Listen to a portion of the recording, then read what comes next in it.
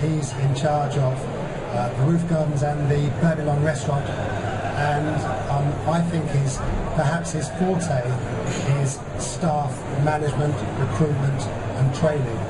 And I'm delighted to welcome him to the stage to perhaps rub off a little bit of that magic onto you. So please come to the stage, Peter.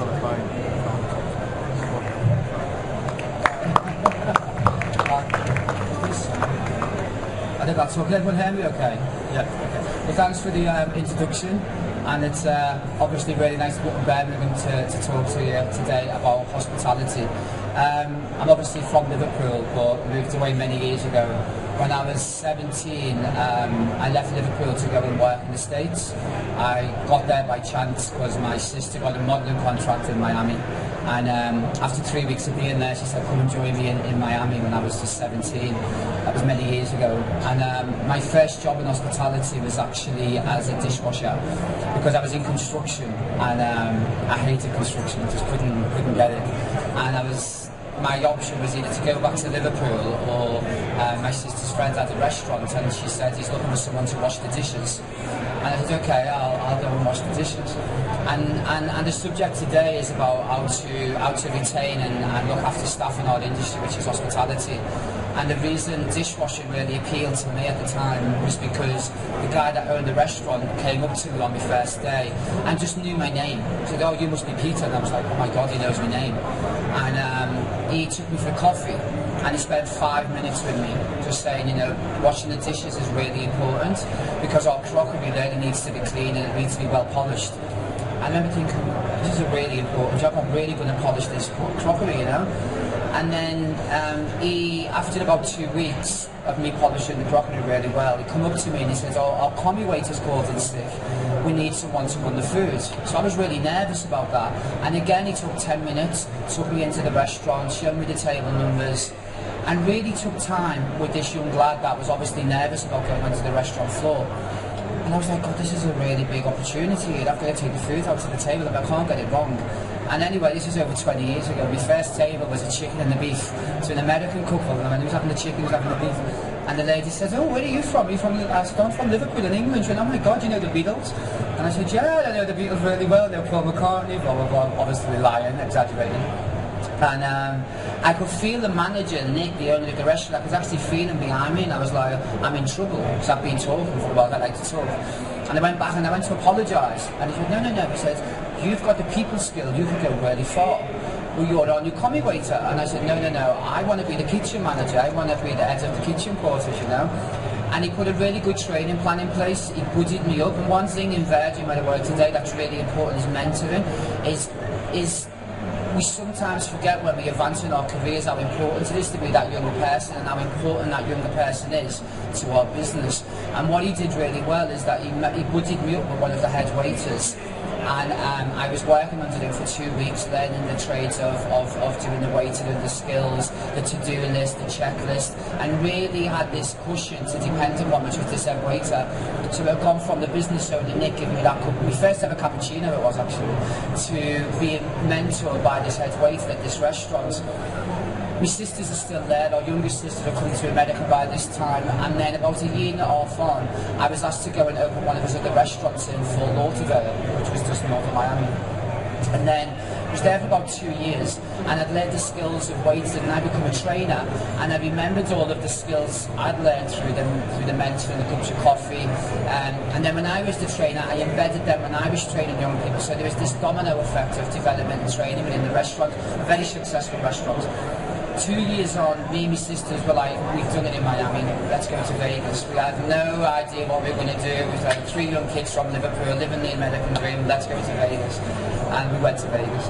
And I got a job at the MGM Grand, which is a big hotel, you may know, on Las Vegas Boulevard. And again, I got a job as a head waiter there, and they had a great training plan in place. That's where I started to learn the trade of hospitality. So I'm now just turning 20, living in Las Vegas, worked in a massive hotel, and getting mentored, getting trained, getting developed. So it was quite normal to me that training and development was key in our industry, and they were just natural attributes I thought you needed to have. After 9 months at the MGM, gaining great training, because of personal stuff, we had to go back in Liverpool, back where we began. I was like, oh my God, how did this happen? And then I said to my sister, look, I need to get to London. We've got where's happening in London? And I got the train from Liverpool Line to London Euston. And my sister said, oh, Kensington's really posh, that's where it's happening. So I went into a hostel and then I got the tube to High Street Kensington. Okay, where do we go? And I see the Royal Garden Hotel, big hotel on High Street Ken. And I went there and I said, any jobs? They said, we're looking for waiters, silver service experience. Well, I've worked in Miami, I've been packing silver serve. And I got the job. And we were serving Euro 96 was on a football tournament, and we were serving all the FA officials. And I couldn't silver serve, I'd never silver served in my life. So I was taking the melon, I was putting it on the plate with my hand. And the general manager, I'm fired. And he said, let's go to the office. And he said, what are you doing? I said, I'm serving the melon. He said, but you're meant to be silver serving. I said, Mr. Bamford, I can't silver serve. And he looked quite angry. He said, well, you're a liar. You've lied on your interview. And I said, and I really meant it. I said, excuse me, I didn't lie. I exaggerated. And he went, what? I said, well, I exaggerated. I'm a good waiter. I just can't silver serve.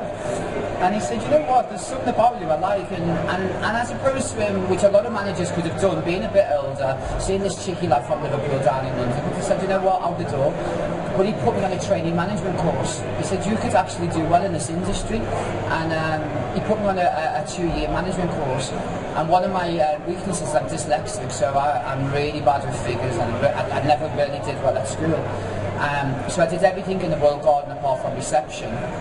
And after 2 years I was headhunted to open a small restaurant in Knightsbridge. And it was for a very, very wealthy Arabic company. And anyway, the way the operation was run by the then restaurant manager, there was no systems in place. I remember going in there after these experiences thinking, they don't really know my name, there's no staff briefing, no one sits down and explains what you need to do today. And I was the assistant manager, and I was really trying to make it work, and I thought, this is not happening. You've got the scraps of the food. And I stuck it out for a year. And then I got a call to say Richard Branson's built a restaurant at the Roof Gardens, and they want someone half European, half American in style, and we think you'd be good for the job. And that was 14 years ago, and I went to Babylon. And I thought it was really posh because it was in Kensington and I'd heard of it, but I went for the interview and I got the job. And from the outset it was quite clear, from the first day there was a structure. So we walked in there on our first day and we all had to introduce each other. They did bonding games. Silly, what some people could perceive as silly, but actually was a really good structure from the day one. So it's like when you first walk into a good restaurant, your first impression, it lasts. And I thought, this is something good, I'm really going to give it me all here. And I was again mentored. I established what my strengths and weaknesses were. But then after a year, they started asking me about average spends and budgets, and I was like, I don't really understand the average spends. And I thought, I need to leave because I can't do figures, I can't do budgets. That's not me. I'm a floorman. I do the floor. But as opposed to just letting me leave, I got a new job, and I gave me a resignation at Babylon in 2002. And the HR director came to me, Lynn, and she said, why are you leaving? I said, I've got a new job. Why are you going to the new job? Oh, they're paying me more money. They weren't paying me more money. She said, how much? I'll give her a figure. I said, okay, give us a couple of days. And she come back with a counter offer. She said, and I went, oh, she said, that's not the reason you're leaving, is it? And I said, well, no. She said, well, what's the reason? And I got really upset, and I said, well, actually then, I can't do it. I said, yes, you can. And because that gives so much commitment, they then budgeted me up with one of the finance people to understand figures, because figures were all jumbled to me, and I didn't understand maths, and I didn't understand average spends. And they put me on every Tuesday night. I'd spend time with one of the finance people to go through figures and to go through numbers and to have an understanding of that. And from there, I got the staff uniform line in the P&L, and then developed from there over the years. In 2008, I then promoted up, long story short, to restaurant manager. When I took on Babylon, the revenue was 460,000 net for the year.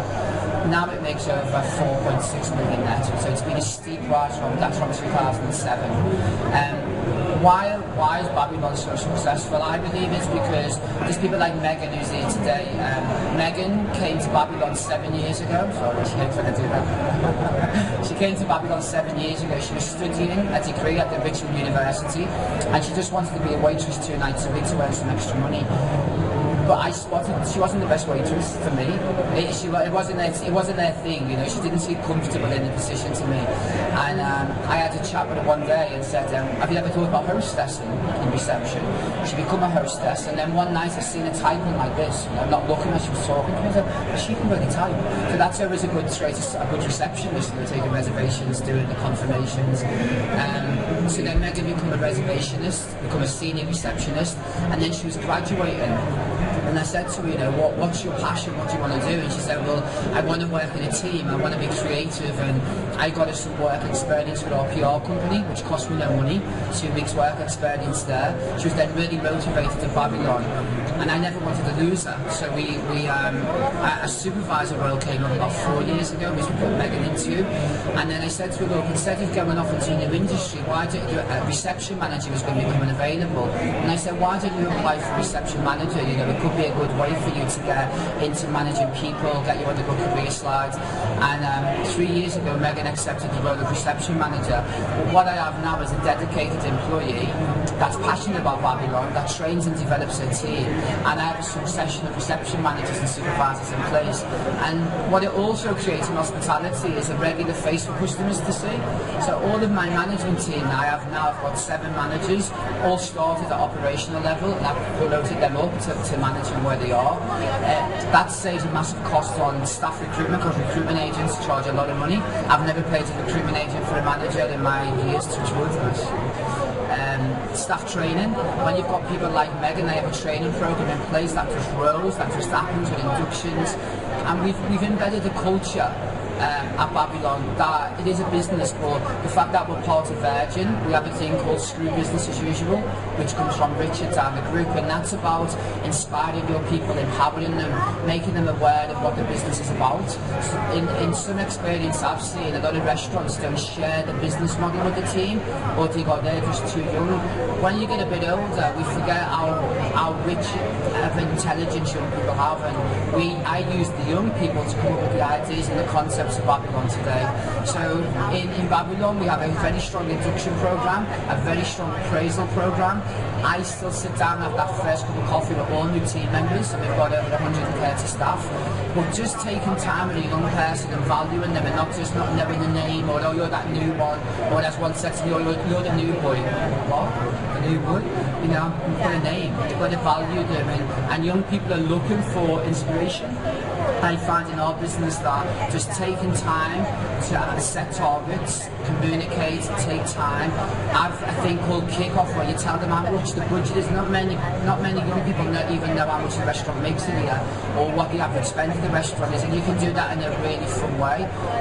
Working with charities is something we do a lot as well. Working with unemployed youth, giving them work experience opportunities, because these young kids love to inspire the young people as well. So there's lots of little things we do at Babylon to make it the restaurant it is today. Babylon went on to win the Best London Restaurant twice. I won UK Restaurant Manager of the Year, and this year won the Catering Award for Manager of the Year. And that's simply because I'm not intelligent, simply because hospitality really is about people. That's what it's about, and the people start with your own people. So if you take time, a cup of coffee, a little bit of time in essence with these young people, they can be the future and success of restaurants, bars, or wherever you may work. And that's really it for me. That's what I wanted to share with you all today, so thank you very much.